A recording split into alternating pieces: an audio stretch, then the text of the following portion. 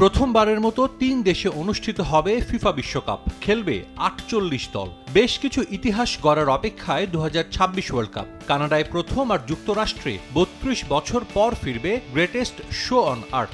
সহ আয়োজক হিসেবে মেক্সিকোর নামও থাকবে ইতিহাসের পাতায়। খেলা হবে দেশটির ৩ ভেন্যুতে।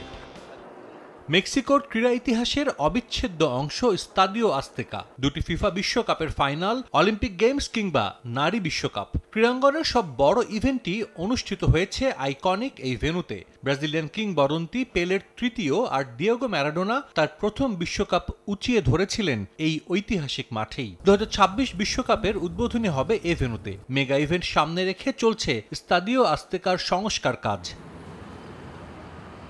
গেল বছরের মে মাসে বন্ধ হয় মেক্সিকোর ফুটবলের তীর্থভূমির দরজা। শুরু হয় সংস্কার, যার জন্য বরাদ্দ দেয়া হয় $১৮০ মিলিয়ন, বাংলাদেশি মুদ্রায় যা প্রায় ২,২০০ কোটি টাকা। ১ বছরের বেশি সময় পার হয়েছে, কিন্তু সংস্কার কাজ চলছে বেশ ধীর গতিতে। সম্প্রতি স্টেডিয়ামের ভেতরের কিছু ছবি ভাইরাল হয় সামাজিক মাধ্যমে। কাজের খুব একটা অগ্রগতি না হওয়ায় সাধারণ সমর্থক থেকে শুরু করে সংশ্লিষ্ট সবার মাঝেই দেখা দিয়েছে উদ্বেগ। আগামী বছরের ২৮ মার্চের মধ্যে সংস্কার শেষ করার কথা। সে হিসেবে সময় বাকি মাত্র ৭.৫ মাস, কিন্তু এখনও শুরু হয়নি গ্যালারিতে চেয়ার বসানোর কাজ। মাঠের ঘাস তুলে ফেলা হয়েছে বেশ আগেই, এখনও নতুন ঘাস লাগানো হয়নি। তবে ড্রেনেজের কাজ অনেকটাই শেষ। মেক্সিকোতে বৃষ্টির কথা মাথায় রেখেই সর্বাধুনিক ড্রেনেজ ব্যবস্থা করা হয়েছে আজতেকায়। দর্শকদের সেরা অভিজ্ঞতা দিতে মাঠে থাকবে ২,০০০ স্কয়ার মিটারের আলট্রা এইচডি এলইডি স্ক্রিন।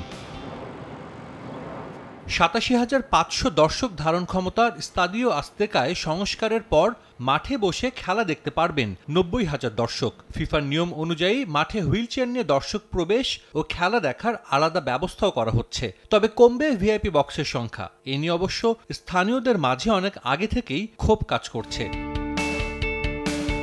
তবে সময় মতো এই কাজ শেষ হওয়া নিয়েই যত শঙ্কা। আগামী বছরের ১১ জুন শুরু হবে ফিফা বিশ্বকাপ। এর মাসখানেক আগে মাঠ বুঝে নেবে ফিফা। ফুটবলের নিয়ন্ত্রক সংস্থাকে মাঠ দেওয়ার আগে আজতেকায় একটি প্রীতি ম্যাচ আয়োজনের কথাও রয়েছে মেক্সিকো ফুটবল ফেডারেশনের। শেষ পর্যন্ত সেই পরিকল্পনা বাস্তবায়ন হয় কিনা সেটাই দেখার।